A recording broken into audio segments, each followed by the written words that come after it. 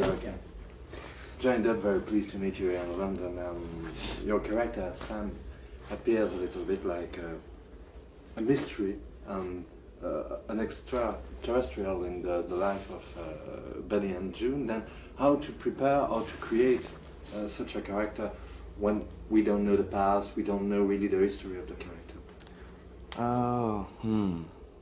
How? Good question. How? I don't know, for me, Sam was a guy who had difficulty dealing with people on a normal, or on what is perceived as a normal level, and his way of dealing was to escape into the sort of the world of Buster Keaton, or the world of Chaplin. Probably one of those kids who had severe learning disability, who withdrew himself from society and kind of just made up his own rules, There is, of course, a physical work for these sketches, these clone attitudes. Then how did you work on that? On the physical stuff? I hurt myself. I hurt myself a lot. I just worked on the Keaton stuff that wasn't necessarily taken directly out of a Keaton movie or anything. Just stuff that felt like Keaton.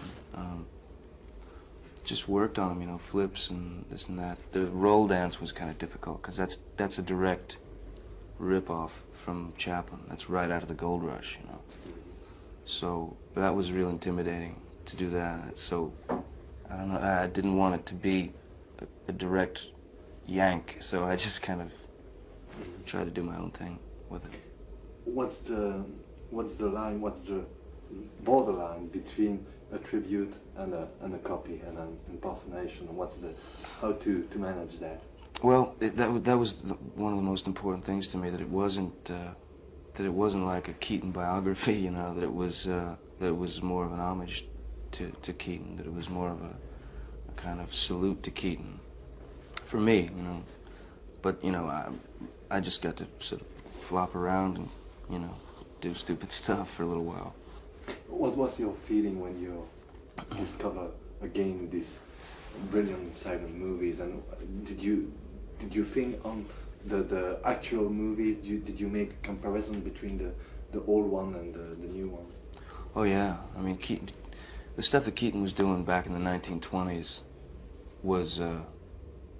Some of that stuff is still untouched. The stuff that can't be done today, or that people. They don't have that drive, they don't have that hunger today that Keaton had. People are afraid to take risks, and there's no reward if you don't take a risk. Keaton's films and his acting, the stuff that he could say with a gesture, with just moving his head a certain way, or looking a certain way, moving his eyes, what he could say just with that sort of silent, that glance is much more important than any huge monologue he could have spewed out.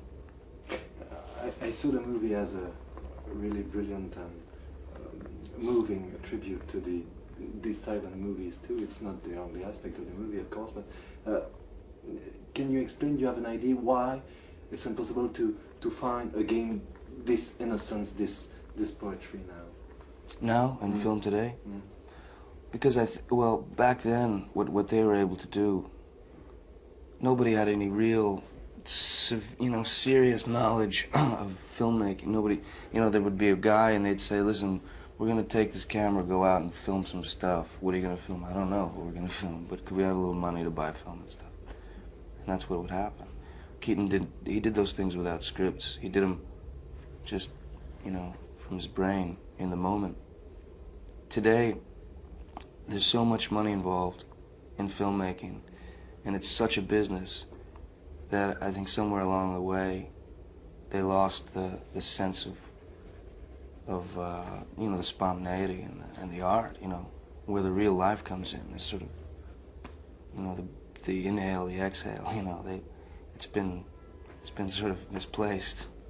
But there's still people who do that. There's people like Jim Jarmusch, I think, who everything he does is every film he does is kind of, there's a freshness and a real honesty to it. And there's, you know, there's still people like Scorsese and stuff.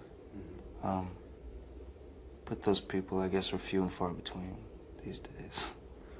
On one hand, in this movie, there is this very prepared aspect, the physical aspect, and on the other hand, was it possible to improvise, to try things with the other actors? Because it's a film on characters, not there is a story, but the characters are so important. Then it was possible to improvise. Yeah, in fact, there's a lot of improvisation in the movie. A lot of it, a lot of stuff that they left in, because we would sort of try the scripted version and stuff, and maybe it looks great on paper, but it doesn't necessarily carry through in real life, you know, or in with two people connect, you know, trying to connect. So yeah, there was a lot of improvisation and a lot of room. I mean, the atmosphere on the set was great because it was kind of, there was a real magic as far as people being able to try things that weren't necessarily the obvious things. And yeah, it was a great atmosphere. And there is this equilibrium between drama and dramatic themes and more funny, more lighter scenes. Then how to keep the balance between the two aspects? It was the work of the director or the work of the cast too?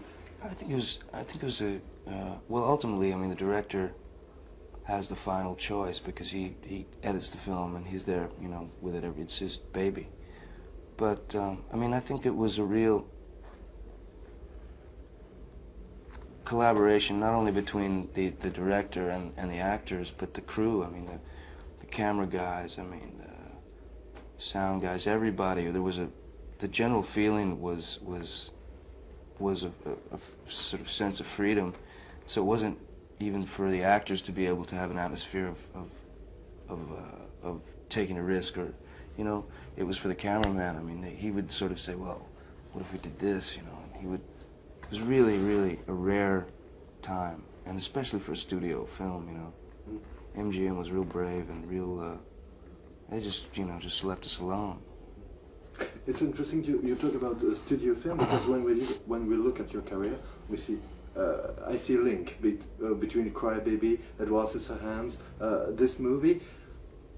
It's in the system and also outside the system, because it's not like common Hollywoodian comedy. Then it's a little bit deliberate choice, or it's a question of coincidence and at good encounters. Well, these are guys. These characters and these scripts are things that I responded to in one way or another, and there's this, I guess there's a sort of a string sort of connecting them all. As far as doing films that are sort of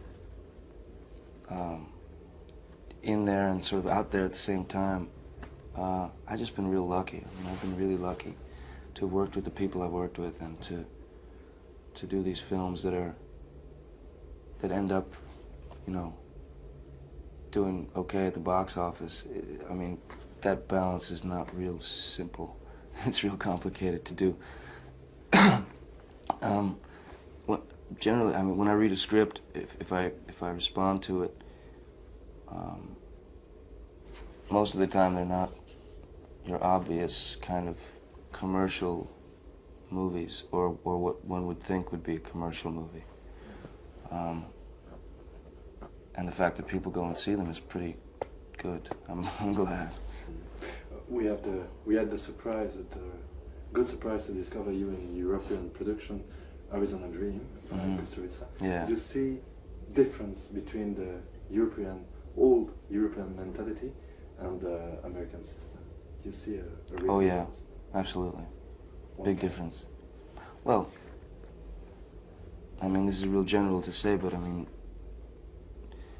at this point, I would say that the European film industry is there's less boundaries. You know, you have everything's a bit wider, so you can. There's more room for experimentation, really. I mean, in your basic American movie. I mean, unfortunately, America, I mean, relies on formulas and stuff like that, which, for me, tend to get a bit boring. I mean, I go for like a year without seeing a movie, without going and paying money to go and sit in a theater because they just bore me. But there's more of a sense of what those guys were feeling back in the 20s, what Keaton and Chaplin were doing. There's more of a freedom. Last thing, you have, of course, everything is on the look and the image today, and you have, of course, the image of sometimes a male sex symbol. I suppose it's difficult and sometimes boring to bear for an actor. Well, I don't really. I mean, for me, it doesn't feel like that. I don't really. If there's any sort of image that I might have or something, it's not. It's what somebody else placed on me. It's not anything that I've concocted and tried to run with. If there's any kind of image that I have, I would say I just try to fight images. I try to stay away from any sort of stamp or any sort of label, because I think they're real limiting and dangerous ultimately. So. Well, thank you for this. No, thank you. Thank you. David. Thanks.